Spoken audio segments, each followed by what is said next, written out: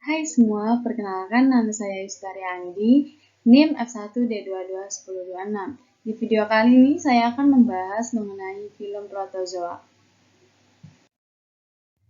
Yang pertama, sebelum kita memasuki lebih dalam mengenai film Protozoa ini, terlebih dahulu kita harus mengetahui apa sih pengertian dari Protozoa ini. Nah, Protozoa adalah berasal dari kata bahasa Yunani yang berarti pertama yaitu poros dan zoon yang berarti hewan. Nah, dapat dikatakan bahwa protozoa ini hewan yang bersel satu. Selanjutnya, saya akan membahas mengenai karakteristik dari protozoa, di mana yang pertama, protozoa ini termasuk kelompok protista yang mirip dengan hewan. Nah, lalu protozoa ini dibedakan dari prokariot karena ukurannya yang lebih besar gitu. Yang ketiga, protozoa yang dibedakan dari alganya karena tidak berklorofil. Dapat dibedakan dari jamur karena dapat bergerak aktif dan tidak berdinding sel. Dan yang terakhir, dibedakan dari jamur lendir karena tidak membentuk badan buah. Selanjutnya saya akan membahas mengenai bentuk tubuh dari film protozoa ini. Nah, yang pertama, kebanyakan dari film protozoa ini hanya dapat dilihat di bawah mikroskop. Ukuran tubuhnya ini biasanya antara dari 3 sampai 1000 mikron. Nah, tubuh protozoa ini sangat sederhana karena terdiri dari satu sel gitu. Tapi protozoa ini merupakan sistem yang serba bisa. Semua tugas tubuh itu dilakukan oleh satu sel saja. Dan yang terakhir, bentuknya ini bermacam-macam. Protozoa ini ada yang seperti bola, bola yang memanjang, atau seperti sandal, bahkan tidak berbentuk seperti itu. Dan juga memiliki flagel atau bersilia. Kemudian saya akan menjelaskan habitat dari protozoa ini. Nah, protozoa ini hidup di air atau setidaknya di tempat yang basah. Namun mereka umumnya hidup bebas dan terdapat di lautan, lingkungan air tawar, atau daratan. Beberapa spesies bersifat parasitik, hidup pada organisme inang atau dapat disebut sebagai parasit. Beberapa spesies dapat tumbuh di dalam tanah atau pada permukaan tumbuh-tumbuhan. Nah, pada film protozoa ini yang hidup di laut, yang lain hidup di dasar laut. Spesies yang hidup di air tawar dapat contohnya seperti di danau, sungai, kolam, atau di sebuah genangan air. Selanjutnya, di sini saya akan membahas mengenai ciri-ciri umum pada film protozoa. Yang pertama itu, organismenya hanya uniseluler atau satu sel. Bersifat eukariotik, hidup soliter atau berkoloni. Sifatnya hidupnya itu kosmopolit, hidupnya itu heterotrof.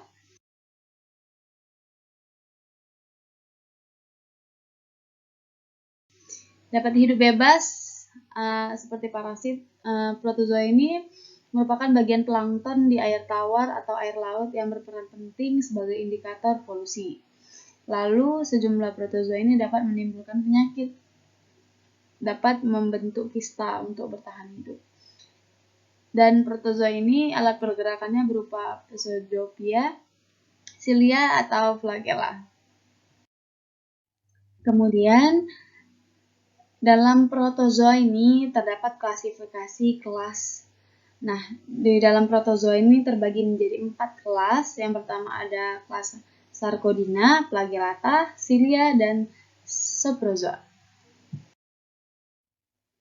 Lalu di sini saya akan menjelaskan pada kelas Sarcodina.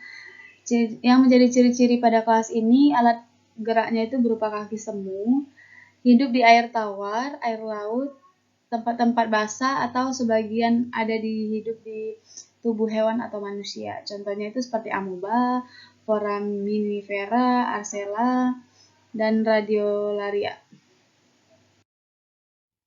Lalu terdapat kelas yang kedua yaitu kelas flagellata, di mana ciri-ciri pada kelas ini bergerak dengan flagel atau bulu cambuk.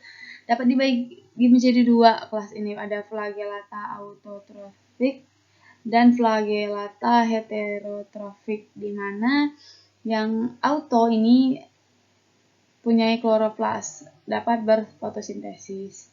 Lalu kalau yang heterotrofik ini tidak berkloroflas, berarti tidak dapat melakukan fotosintesis.